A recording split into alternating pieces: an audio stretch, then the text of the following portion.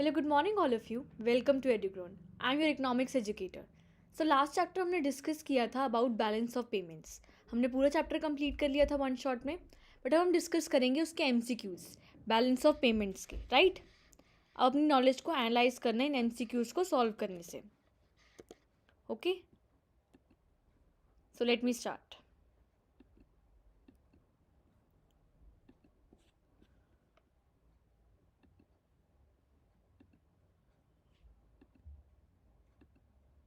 Okay, first MCQ है current account surplus means. जो current account में सरप्लस आता है उसका मीनिंग क्या होता है? फर्स्ट है the value of exports is more than the value of imports. Second, the nation is the lender to the rest of the world. C both A and B. D, the nation is the borrower from other countries. So अगर current account में surplus की बात चल रही है, current account में surplus आ रहा है, तो उसका मतलब क्या? हमारे रिसिप्ट ज़्यादा हैं हमारे पेमेंट से. तो रिसिप्ट्स कब ज़्यादा होंगे हमारी पेमेंट से? जो हम दूसरी कंट्रीज़ को लेंडर होंगे, हम दूसरी कंट्रीज़ को सामान दे रहे होंगे अपना, तभी हमारे रिसिप्ट्स ज़्यादा होंगे हमारे पेमेंट से, तभी हमारा करंट अकाउंट सरप्लस में चलेगा. जिसका करेक्ट आंसर है B, the nation is the lender to the rest of the world. Okay, current account surplus का मतलब होता है कि रिसिप्ट ज़्यादा हैं पेमेंट से. तो इन ऑप्शन में हमने देखना है कि रिसिप्ट कब ज़्यादा होते हैं पेमेंट से. ए ऑप्शन है the value of exports is more than the value of imports. No, the nation is lender. जब नेशन लेंडर होगा तभी हमारे रिसिप्ट ज़्यादा होंगे हमारी पेमेंट से. अगर बोरोवर होगा तो हमारे करंट अकाउंट डेफिसिट में चला जाएगा, क्योंकि उसके पेमेंट ज़्यादा होंगे उसके रिसिप्ट से. ठीक है. Dash is the difference between the value of exports, the value of imports of services, transfers and flows of income of a country in a given period. इनमें से कौन सी चीज़ से डिफरेंस है एक्सपोर्ट्स का एंड इम्पोर्ट्स का? Services के. किस चीज़ के सर्विसेज? सर्विसेज का इम्पोर्ट,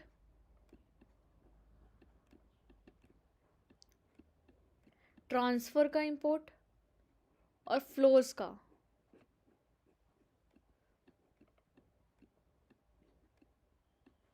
ओके, तो इनमें से कौन सी चीज़ है जो इसका डिफरेंस है एक्सपोर्ट्स और इम्पोर्ट्स का?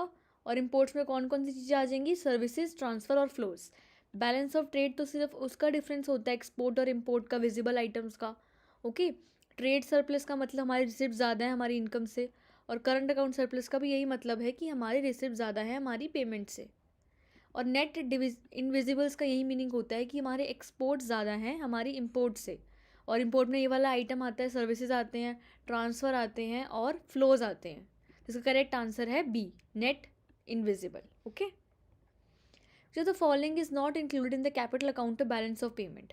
दो टाइप्स के बैलेंस ऑफ पेमेंट अकाउंट होते हैं. एक होता है कैपिटल अकाउंट और एक होता है करंट अकाउंट.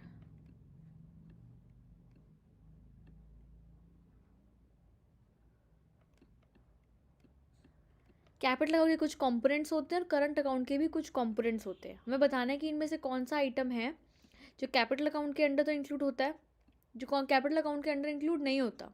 क्या वो इक्विटी कैपिटल है, गिफ्ट्स, रेमिटेंसेस एंड ग्रेंट्स है, गवर्नमेंट एड्स है, या तो ऑफशोर फंड्स है.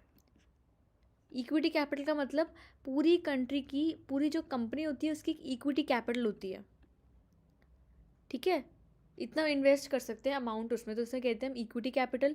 और गिफ्ट्स का मतलब हमें गिफ्ट्स रिसीव हुए, रेमिटेंसेस रिसीव हुए, हमारे बाहर की कंट्रीज़ में कोई लोग रहते थे, हमारे रिलेटिव्स रहते थे, उन्होंने हमें कुछ अमाउंट दे दिया.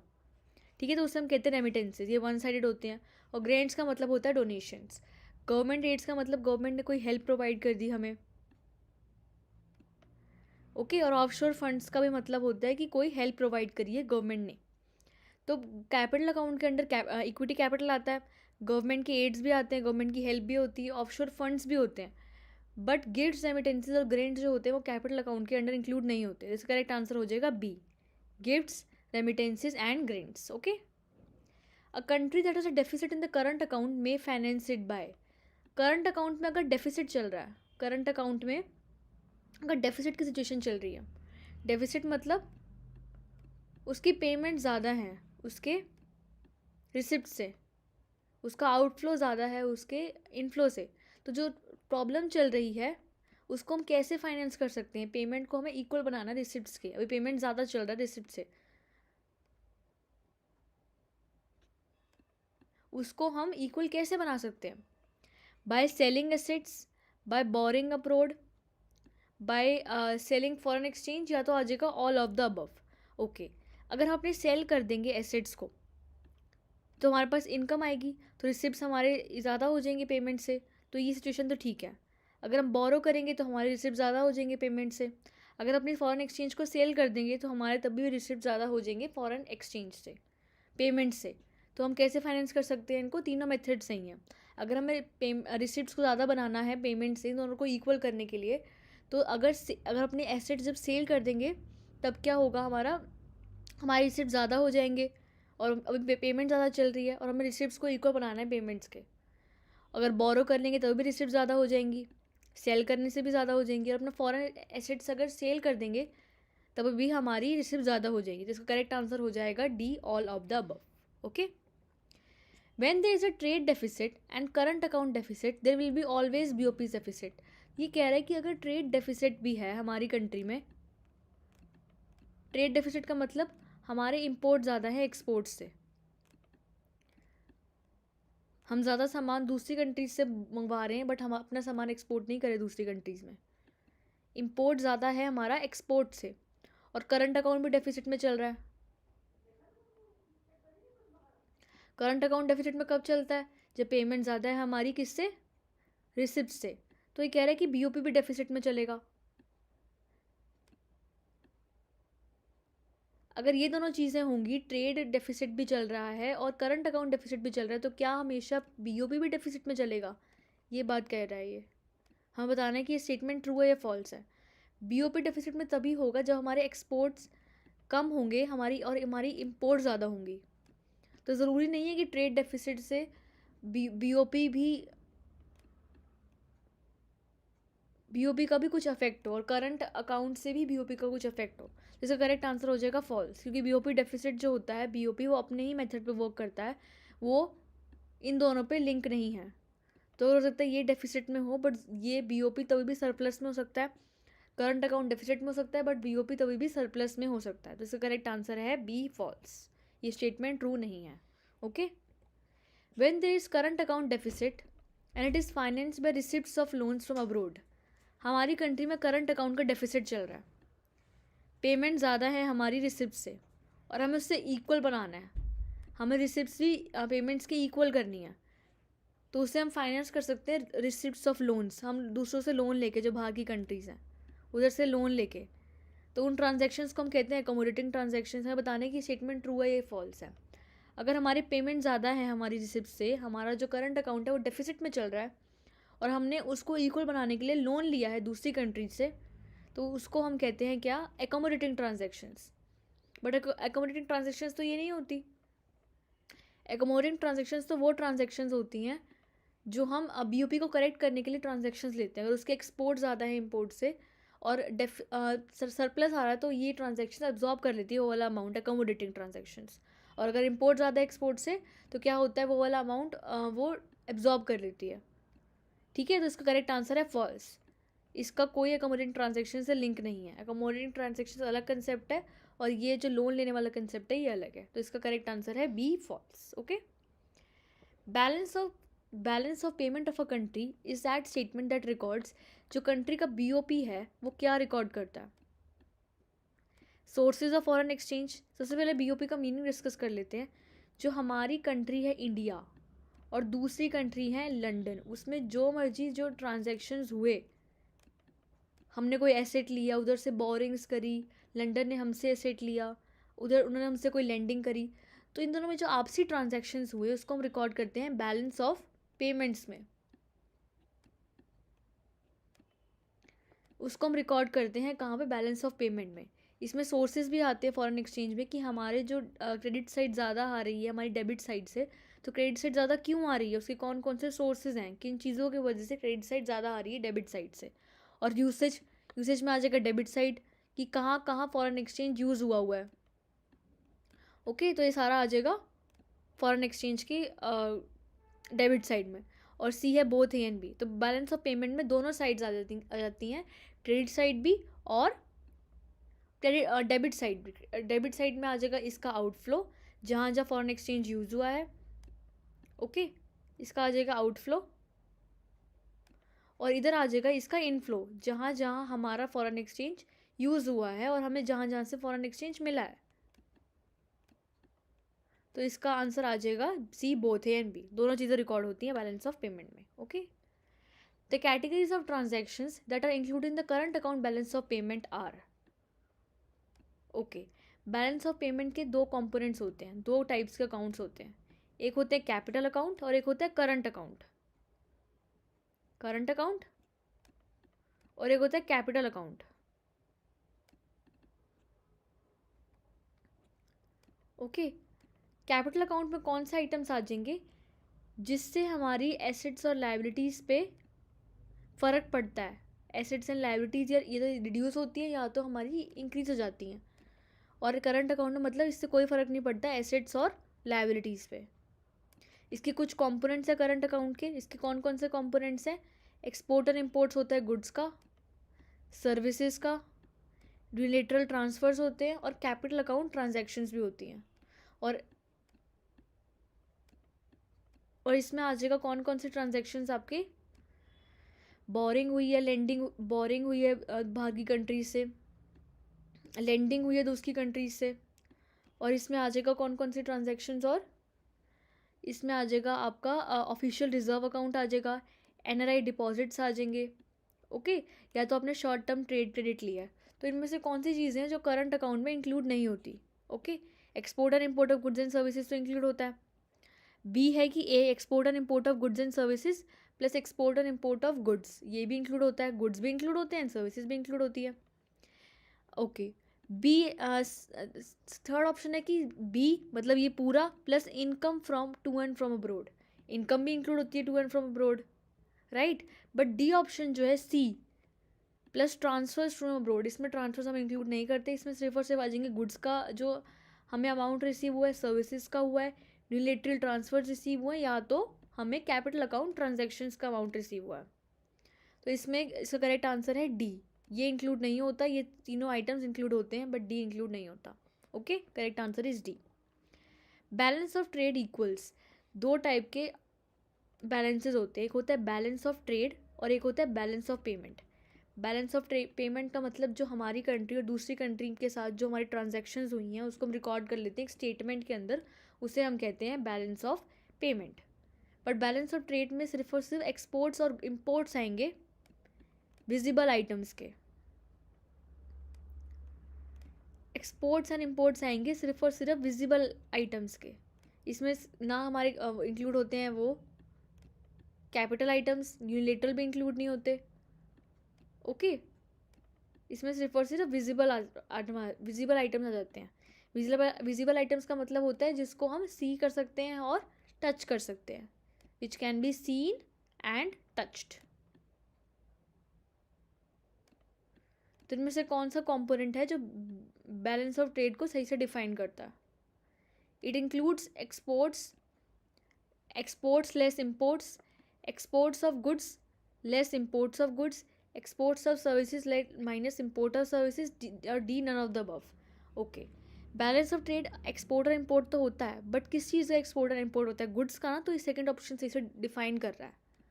सर्विसेज का तो होता ही नहीं है, ये सिर्फ और सिर्फ होता है एक्सचेंज, एक्सपोर्ट होता है गुड्स का और सर्विसेज का, राइट। तो इसमें आ जाएगा एक्सपोर्ट इम्पोर्ट हुआ है सिर्फ और सिर्फ गुड्स का, तो इसका करेक्ट आंसर है बी, ओके।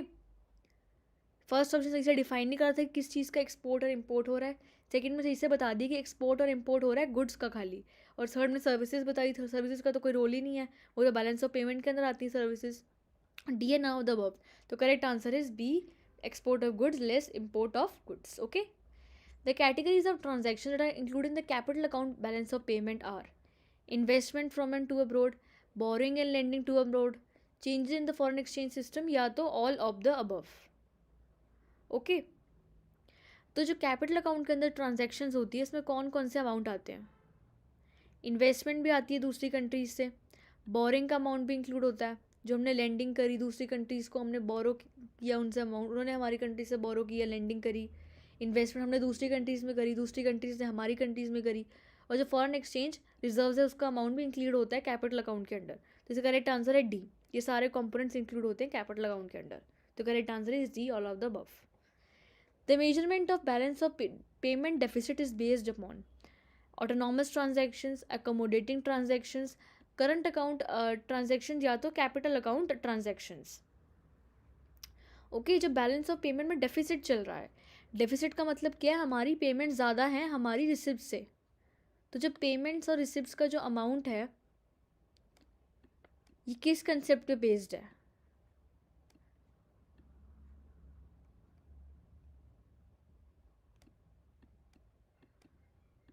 ये किस पे बेस्ड है, या ऑटोनॉमस पे बेस्ड है, एकोमोडेटिंग पे बेस्ड है, करंट अकाउंट ट्रांजैक्शंस पे बेस्ड है, या तो कैपिटल अकाउंट ट्रांजैक्शंस पे बेस्ड है। तो ये बेस्ड है ऑटोनॉमस ट्रांजैक्शंस पे। ऑटोनॉमस ट्रांजैक्शंस का मतलब है इंडिपेंडेंट ट्रांजैक्शंस, तो ये बेस्ड है ऑटोनॉमस ट्रांजैक्शंस के अंडर। ओके,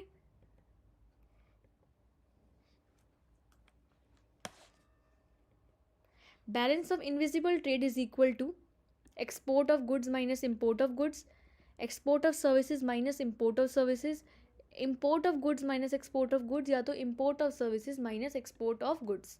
ओके, एक होता है विजिबल ट्रेड और एक होता है इनविजिबल ट्रेड। विजिबल ट्रेड के अंदर वो वाले आइटम्स आ जाएंगे जिसमें हमारा एक्सपोर्ट इम्पोर्ट हो रहा है सिर्फ और सिर्फ गुड्स का एक्सपोर्ट और इम्पोर्ट हो रहा है। बट इनविजिबल ट्रेड का मतलब होता है गुड्स और सर्विसेज का एक्सपोर्ट और इम्पोर्ट हो रहा है, राइट। विजिबल के अंडर एक्सपोर्ट और इम्पोर्ट हो रहा है गुड्स का, बट इनविजिबल के अंडर गुड्स एंड सर्विसेज का एक्सपोर्ट और इम्पोर्ट हो रहा है। तो इसका करेक्ट आंसर हो जाएगा बी। इसमें यही बताया कि एक्सपोर्ट का goods minus import of services. Okay, if the value of visible export is greater than the value of invisible goods, the balance relates to current account BOP, trade deficit, capital account BOP can not be determined. Okay, जब value of visible exports, हमारे exports का amount visible वाला ज़्यादा आ रहा है किससे, invisible import से। एक्सपोर्ट्स का अमाउंट हमारा ज़्यादा आ रहा है इम्पोर्ट से, इनविजिबल वाला, इनविजिबल मतलब सर्विसेज का। तो ये जो बैलेंस है ये किसका अमाउंट है, इन दोनों में जो डिफरेंस आएगा ये हमें क्या बताता है, current account? No, current account तो ये नहीं बताता, ये तो एक्सपोर्ट और इम्पोर्ट का डिफरेंस बताता है। ट्रेड तो सिर्फ और सिर्फ एक्सपोर्ट और इम्पोर्ट गुड्स का बताएगा। कैपिटल अकाउंट नो, इसका आंसर है डी, ये हम डिटरमाइन कर ही नहीं सकते वाला अमाउंट क्या बताता है। इसका करेक्ट आंसर है D, can't be determined. Okay, balance of trade is a dash concept as compare to balance of payment. अब बैलेंस ऑफ ट्रेड क्या होता है, इसमें सिर्फ और सिर्फ आता है एक्सपोर्ट और इम्पोर्ट्स गुड्स का, बट बैलेंस ऑफ पेमेंट में एक्सपोर्ट और इम्पोर्ट्स गुड्स का भी आएगा, सर्विसेज का भी आएगा, यूनिलेटरल ट्रांसफर्स का भी आएगा। ओके, बैलेंस ऑफ पेमेंट के अंडर। तो बैलेंस ऑफ ट्रेड एक छोटा कंसेप्ट है बैलेंस ऑफ पेमेंट के बराबर। तो बैलेंस ऑफ पेमेंट बड़ा है और बैलेंस ऑफ ट्रेड छोटा है, तो इसका करेक्ट आंसर है A, narrower. Balance of trade एक नैरोअर कंसेप्ट है as compare to balance of payment. Okay, unilateral transfers are included in, जो यूनिलेटरल ट्रांसफर्स होते हैं उसको हम कहाँ इंक्लूड करते हैं, या वो करंट अकाउंट के अंडर होते हैं, कैपिटल अकाउंट के अंडर होते हैं, both of A and B and none of the above. Okay, दो अकाउंट होते हैं, एक होता है करंट अकाउंट और एक होता है कैपिटल अकाउंट। करंट अकाउंट के अंदर आ जाइए कौन कौन से कंपोनेंट्स, एक्सपोर्ट हुआ है गुड्स का, सर्विसेज का, यूनिलेटरल ट्रांसफर्स का। ओके, और कैपिटल अकाउंट के अंदर कौन कौन से आइटम्स आ जाएंगे, हमारा हुआ है बोरिंग एंड लेंडिंग हुई है to and from abroad, investment करी हमने दूसरे देशों में। ओके, और इसमें आ जाएगा आपका ऑफिशियल रिजर्व्स का amount, Enright deposits, short term trade credit. तो इसमें यूनिलेटरल ट्रांसफर्स कहाँ पे आए, ये रहे यूनिलेटरल ट्रांसफर, और ये किसका पार्ट है, करंट अकाउंट का। तो इसका करेक्ट आंसर है A, current account BOP। Okay, a company is located in India and receives a loan from company in abroad, how this transaction is recorded in India's BOP। Okay, ये India की company है, इसने loan receive किया बाहर की countries से, ये बाहर की कंट्री है, फॉर एग्जांपल ये लंदन की कंपनी है, इसने यहाँ से लोन रिसीव किया, इंडिया की कंपनी लंदन की कंपनी से, 10 लाख रुपीज़ का, तो हम इसको कहाँ इंक्लूड करेंगे? क्रेडिट साइड पर इंक्लूड करेंगे, डेबिट साइड पर इंक्लूड करेंगे, credit side of capital account और credit side of debit side of capital account. Okay, सबसे पहला तो क्रेडिट साइड पर कैपिटल अकाउंट में क्या क्या इंक्लूड होता है? क्रेडिट साइड में वो वाले आइटम्स इंक्लूड होते हैं करंट अकाउंट में जो अफेक्ट किसको नहीं करते, हमारे एसेट्स और लाइबिलिटीज़ को अफेक्ट नहीं करते। फॉर एग्जांपल एक्सपोर्ट गुड्स का, सर्विसेज का, एक्सपोर्ट गुड्स का यूनिलेटरल ट्रांसफर्स हो गए। बट जो कैपिटल अकाउंट ट्रांजेक्शन ये हमारे एसेट्स और लाइबिलिटीज़ को अफेक्ट करते हैं, और जो बोरिंग्स का अमाउंट है वो इसके अंडर ही इंक्लूड होता है। Borrowings, lending to and from abroad, investment to and from abroad. Okay, तो ये बोरिंग का अमाउंट कैपिटल अकाउंट के अंडर ही आएगा। और कैपिटल अकाउंट की कौन सी साइड आएगा? डेबिट साइड या क्रेडिट साइड? डेबिट साइड के अंदर तो वो आते हैं जो हमारे आउटफ्लो होते हैं बाहर की कंट्रीज से, और क्रेडिट साइड के अंदर आते हैं जो हमें अमाउंट मिलता है बाहर की कंट्रीज से। तो अगर हम किसी से लोन लेंगे तो अमाउंट रिसीव होगा हमें, राइट? ये हमारा इंक्रीज हो जाएगा ये वाला अमाउंट, तो ये वाला हमारा आ जाएगा किसके side? Credit side of capital account. Okay, correct answer is C. Foreign exchange transaction which are independent to the transaction in the BOP are called. जो फॉरेन एक्सचेंज ट्रांजेक्शन्स इंडिपेंडेंट होती हैं दूसरी इकोनॉमिक ट्रांजेक्शन्स का, उसका amount क्या होता है, उसका नेम क्या होता है? उन ट्रांजेक्शन्स को हम कहते हैं ऑटोनॉमस ट्रांजेक्शन्स। जो ट्रांजेक्शन्स इंडिपेंडेंट होती हैं उनका मतलब नहीं होता BOP का में कैसा बैलेंस चल रहा है, उनको अपने अकॉर्डिंग ही वर्क करना होता है। इसका करेक्ट आंसर है सी, ऑटोनॉमस ट्रांजेक्शन्स। ओके, और एकोमोडेटिंग होती है इंडिपेंडेंट, एकोमोडेटिंग होती है डिपेंडेंट, और ऑटोनॉमस होती है इंडिपेंडेंट। ऑटोनॉमस का मतलब ही है इंडिपेंडेंट। ये BOP के अकाउंट्स पे नहीं वर्क करती, इनका सब अपना ही रोल होता है। ओके, और ये तो दोनों कंपोनेंट्स है। करंट अकाउंट के अंदर गुड्स आएंगे, सर्विसेज आएंगी, यूनिलेटरल ट्रांसफर्स आएंगे, और कैपिटल अकाउंट के अंदर क्या क्या चीज़ें आएंगी? बोरिंग्स आएंगी, लेंडिंग आएगी to and from abroad, investment. Okay, तो ये सब चीज़ें आ जाएंगी। तो इसका करेक्ट आंसर है C, autonomous transactions. Foreign exchange transactions are dependent on the transactions. जो फॉरेन एक्सचेंज ट्रांजेक्शन्स डिपेंडेंट है BOP में, जो BOP के अकॉर्डिंग वर्क करती है, उसको हम क्या कहते हैं? उसको हम करंट अकाउंट कहते हैं, capital account transactions, autonomous transactions और अकोमोडेटिंग ट्रांजेक्शन्स। तो लास्ट स्लाइड में हमने क्या डिस्कस किया था कि जो इंडिपेंडेंट होती है उसे हम कहते हैं ऑटोनॉमस। तो ये नेक्स्ट क्वेश्चन में पूछा कि जो डिपेंडेंट होती है उससे हम क्या कहते हैं? तो ऑब्वियसली इसको हम अकोमोडेटिंग कहेंगे। अगर इसका नाम इंडिपेंडेंट है ऑटोनॉमस का, तो इसका अपोजिट कौन है? ऑटोनॉमस। एकोमोडेटिंग है तो इसको हम क्या कहेंगे? डिपेंडेंट। ओके, तो इसका करेक्ट आंसर है डी, अकोमोडेटिंग। ये डिपेंडेंट ट्रांजैक्शंस होती हैं, ये BOP के अकॉर्डिंग वर्क करती हैं। जो BOP में अमाउंट है उसके अकॉर्डिंग ही ये अपना अमाउंट डिसाइड करेंगी। तो इसका करेक्ट आंसर है D, accommodating transactions. Who the following is included in residents in BOP transactions. जो BOP में हम कहते हैं कि रेजिडेंट्स की जो इनकम एक्सचेंज हुई है आपस में, फिर उसमें रेजिडेंट्स का क्या मीनिंग होता है? फर्म्स होता है उसका meaning, foreign military personnel, government agencies या इंडिविजुअल्स। ओके, तो इसमें क्या क्या अमाउंट आ जाएगा? फर्म्स तो ऑब्वियसली इंक्लूड होती हैं उसके अंडर, रेजिडेंट्स के अंडर फर्म्स तो आएंगी, जो फर्म्स होती हैं पार्टनरशिप की। फॉरेन मिलिट्री पर्सनल लो, वो रेजिडेंट के अंडर नहीं आता। फॉरेन मिलिट्री वो नॉन रेजिडेंट होता है, foreign military personnel. Government agency, जो गवर्नमेंट की एजेंसीज है वो भी इंक्लूड होता है इसके अंडर, रेजिडेंट्स के अंडर। और इंडिविजुअल्स तो इंक्लूड होते ही हैं, जो कॉमन आदमी हैं वो भी इंक्लूड होता है रेजिडेंट्स के अंडर। तो इसमें फर्म्स भी इंक्लूड होती हैं, इंडिविजुअल्स भी इंक्लूड होते हैं, और गवर्नमेंट एजेंसीज भी इंक्लूड होती हैं। बट फॉरेन जो मिलिट्री पर्सनल का अमाउंट है वो नहीं इंक्लूड होता। Okay, correct answer is A, B है इसका करेक्ट आंसर, C और D। ओके, ये मल्टीपल वाले थे जिनका 3-3 करेक्ट हो सकते हैं। इसका करेक्ट आंसर है A, B, C, B और D, B। Balance of payment is a dash concept. Balance of payment कौन सा कंसेप्ट है? एक होता है बैलेंस ऑफ ट्रेड, एक होता है बैलेंस ऑफ पेमेंट। इसमें सिर्फ और सिर्फ एक्सपोर्ट इम्पोर्ट आएंगी विजिबल आइटम्स की। Okay, export and import. But balance of payment के अंडर एक्सपोर्ट भी आएगा, इम्पोर्ट भी आएगा, और वो भी आएगा, यूनिलेटरल ट्रांसफर्स भी आएंगे। ओके, और वो भी आएगा इसमें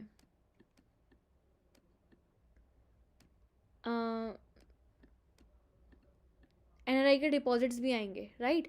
तो बैलेंस ऑफ पेमेंट एक कौन सा कंसेप्ट है? स्टॉक का मतलब एक पर्टिकुलर पॉइंट ऑफ टाइम पे मेजर होता है, और बैलेंस ऑफ पेमेंट का और फ्लो कंसेप्ट का मतलब थोड़ा सा टाइम के बाद होता है, मतलब 1 साल बाद कितना अमाउंट आया, 2 साल बाद कितना आया।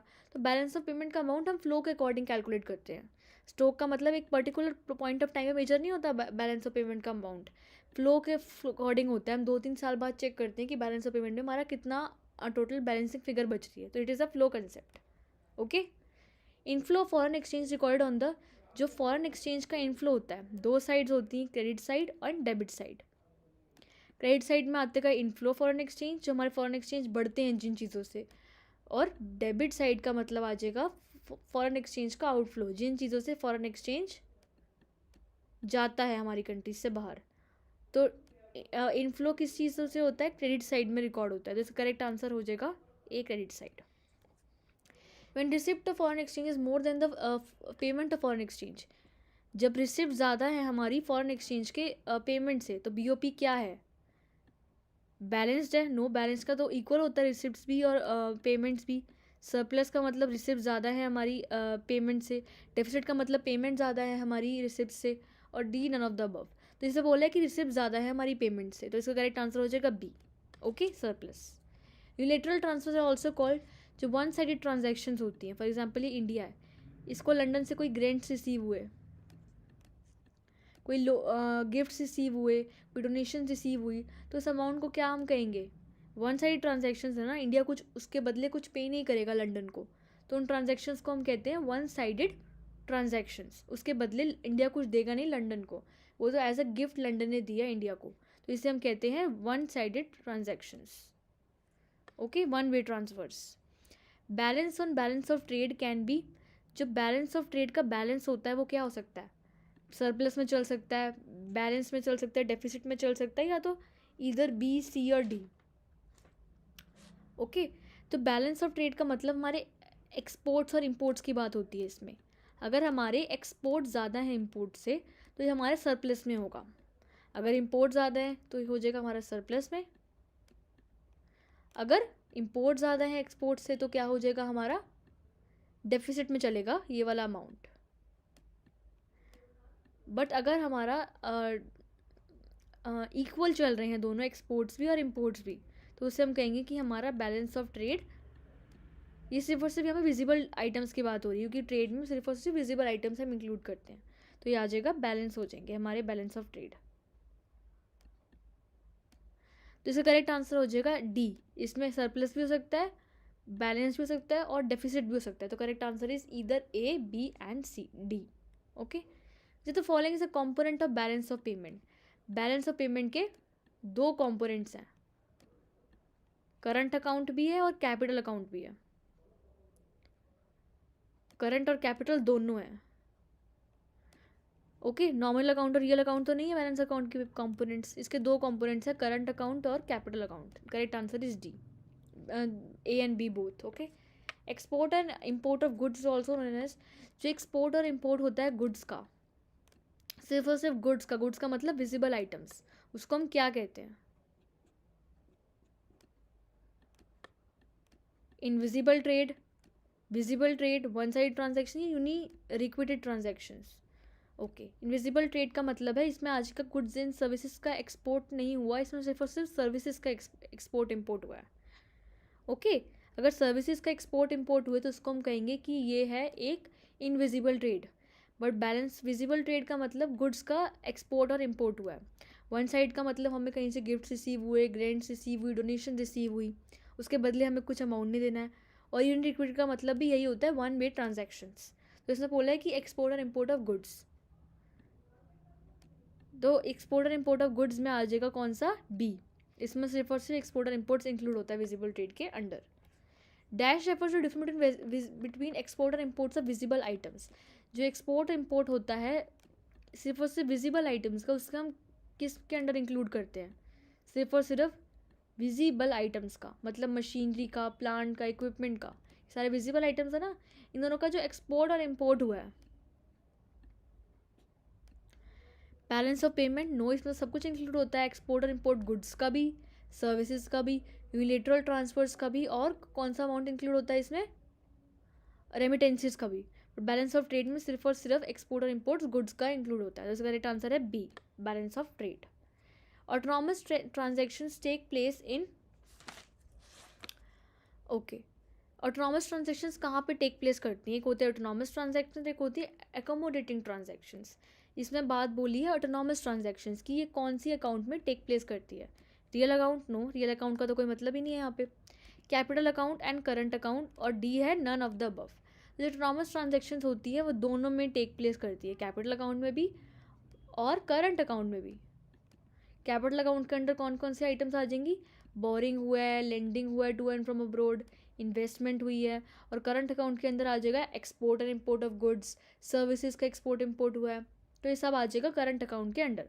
और ऑटोनॉमस में दोनों आइटम्स इंक्लूड होती हैं, कैपिटल अकाउंट के अंडर भी और करंट अकाउंट भी। तो करेक्ट आंसर इज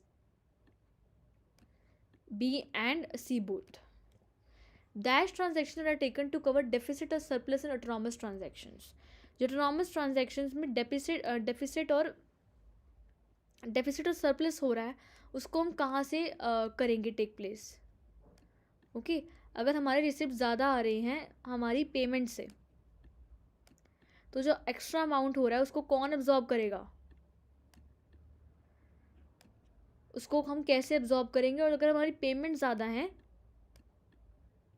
रिसिप्ट से, तो जो हमारा एक्स्ट्रा जो डेफिसिट का अमाउंट है वो कहाँ से एब्जॉर्ब होगा?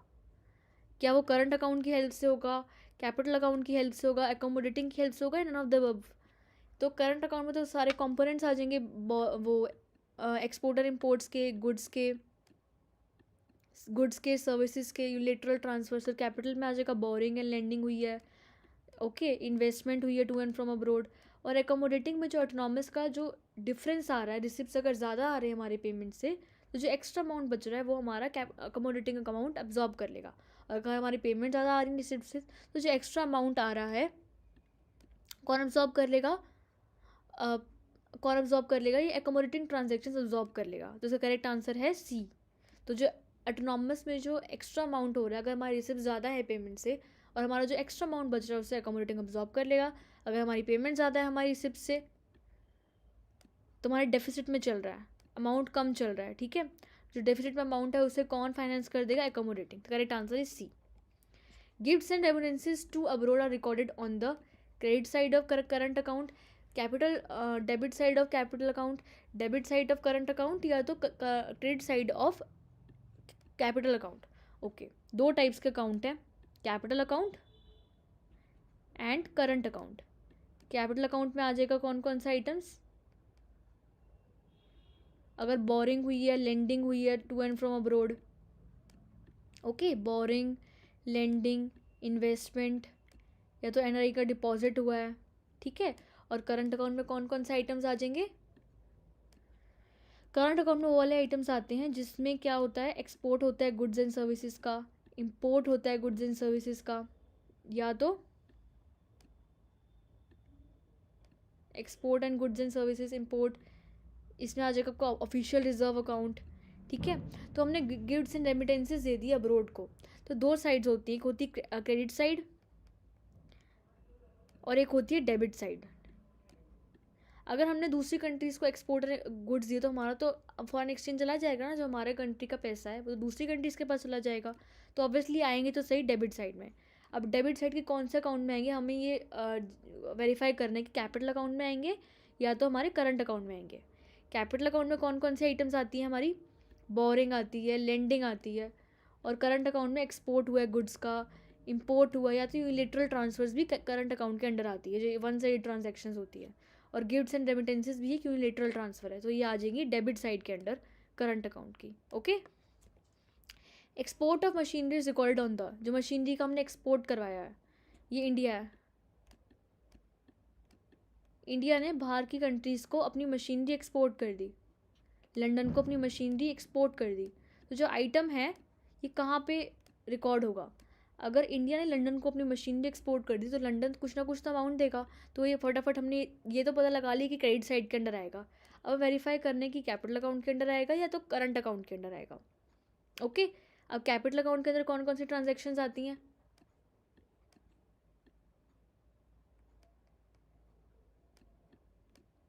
ये तो बोरिंग हुई है, बोरिंग हुई है to and from abroad, lending हुई है, इन्वेस्टमेंट हुई है, और करंट अकाउंट के अंडर आ जाएंगी कौन कौन सी? Items, export of goods and services, import of goods and services, ठीक है। NRI के कुछ डिपॉजिट्स हुए हैं, तो अगर हमने एक्सपोर्ट इंपोर्ट करा तो ये करंट अकाउंट के अंडर आएगा। और किस साइड आएगा? क्रेडिट साइड पे। ओके, तो क्रेडिट एंड करंट कौन सा ऑप्शन में दिख रहा है? Third. Correct answer is C. Balance of trade is also known as, balance of trade का मीनिंग है एक्सपोर्ट और इम्पोर्ट। किस चीज़ का? विजिबल आइटम्स का। ओके, तो इसको हम क्या कहते हैं? और balance of visible trade, okay, balance of payment, trade balance, none of these. तो करेक्ट आंसर है ए। एक्सपोर्ट इम्पोर्ट्स होता है सिर्फ और सिर्फ विजिबल आइटम्स का, तो करेक्ट आंसर है A. Unilateral transfer also known as, जो वन साइडेड हमें ट्रांसफर्स मिलते हैं बाहर की कंट्रीज से। इंडिया ने कुछ लंदन की तरफ से उसको कुछ रिसीव हुआ, कुछ गिफ्ट रिसीव हुए, रेमिटेंसेस रिसीव हुई, तो उसको हम क्या कहेंगे? यूनिलेटरल। यूनिलेटरल का मतलब ही वन साइडेड है, राइट।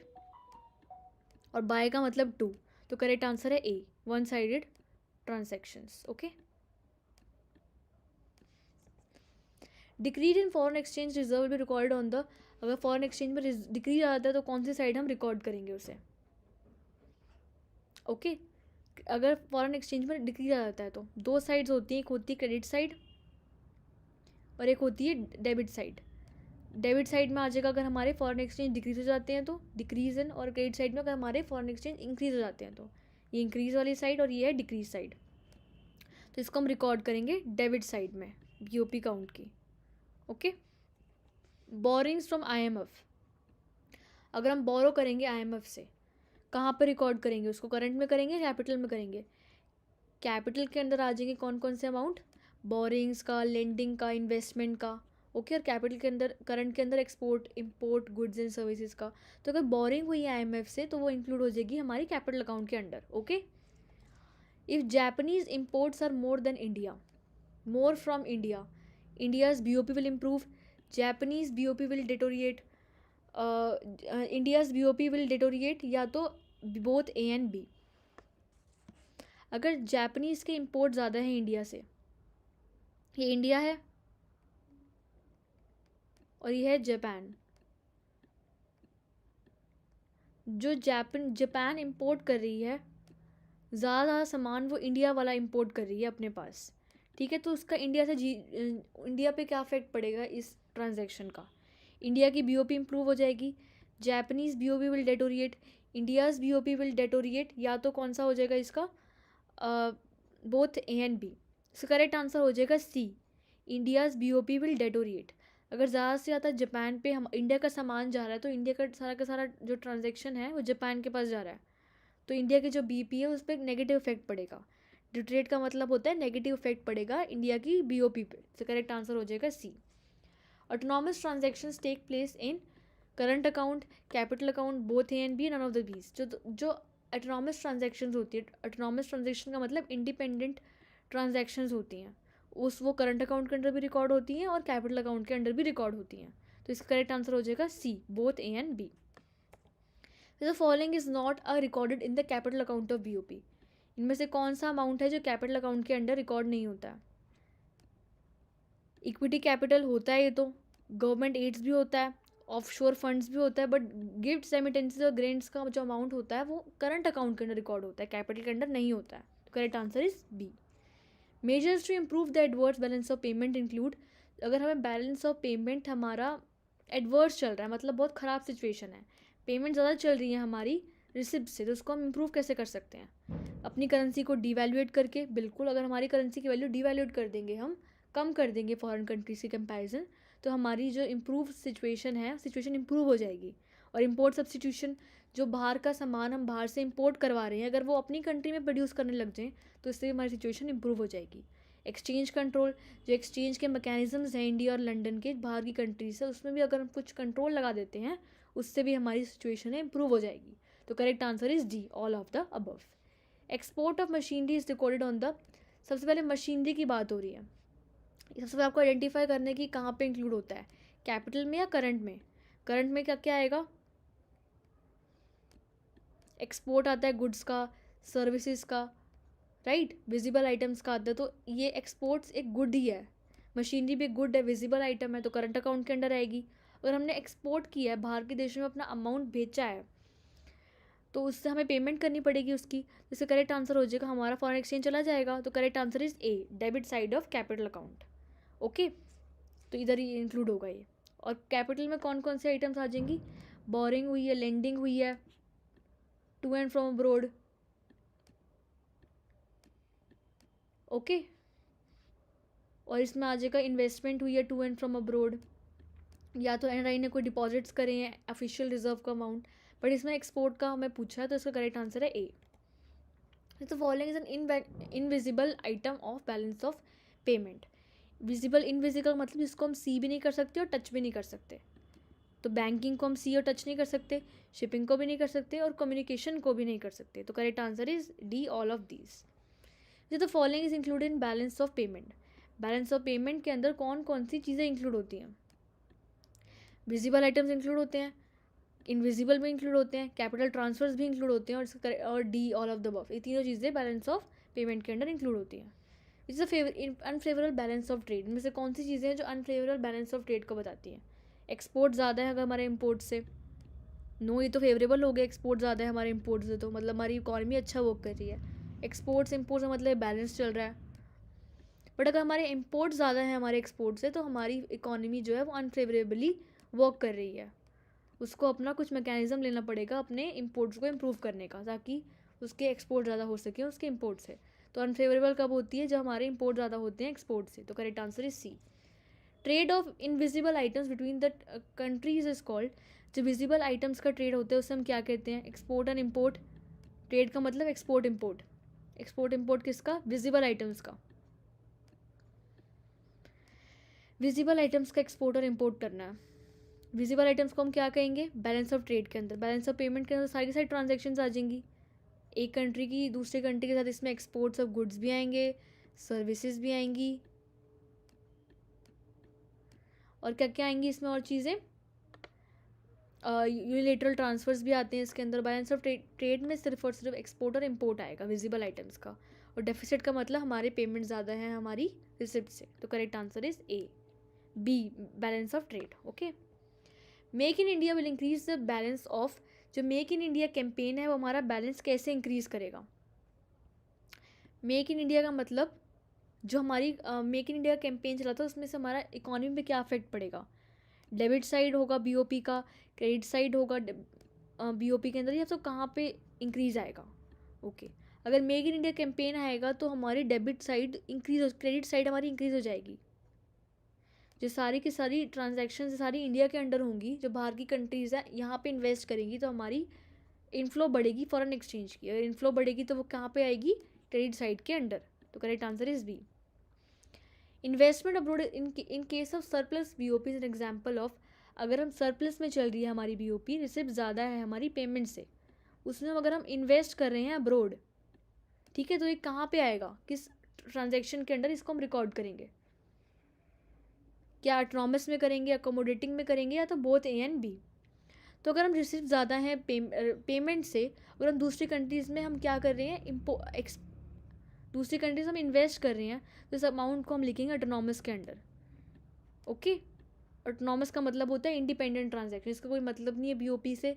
अगर रिसिप्ट ज़्यादा है हमारी पेमेंट से तो हम बाहर की कंट्रीज़ में इन्वेस्ट करेंगे और इस ट्रांजैक्शन को हम रिकॉर्ड करेंगे ऑटोनॉमस ट्रांजैक्शंस के under. Okay, export of capital goods is an autonomous item, accommodating item, both autonomous transaction, neither autonomous nor accommodating.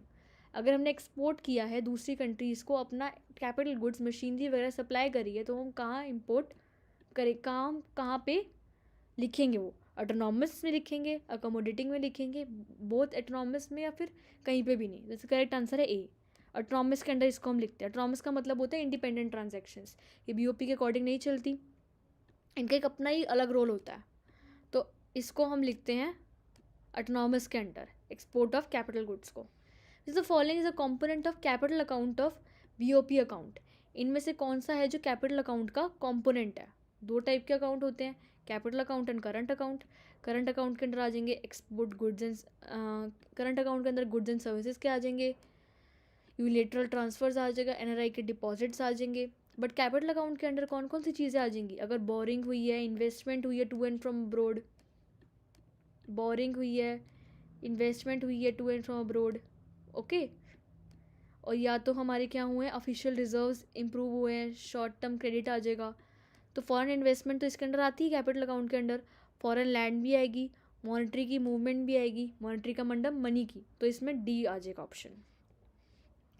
Foreign exchange transactions dependent on other foreign exchange transactions are called. जो foreign exchange transaction दूसरे पे dependent होती है, दो type के transactions होती है, autonomous transactions और एकोमोडेटिंग ट्रांजेक्शन्स। जो फॉरेन एक्सचेंज ट्रांजेक्शन एक दूसरे पे डिपेंडेंट होती है उससे हम कहते हैं अकोमोडेटिंग, और जो इंडिपेंडेंट होती है उसका नाम होता है ऑटोनॉमस। तो इसमें पूछा डिपेंडेंट कौन सी वाली हैं, ठीक है। ऑटोनॉमस तो इंडिपेंडेंट है और डिपेंडेंट कौन सी है, एकोमोडेटिंग। तो correct answer is D, accommodating. Okay, thank you so much all of you for listening to me. इसको अच्छे से देख लेना और अपना देख लेना कि आपको चैप्टर समझ में आया है नहीं। ओके।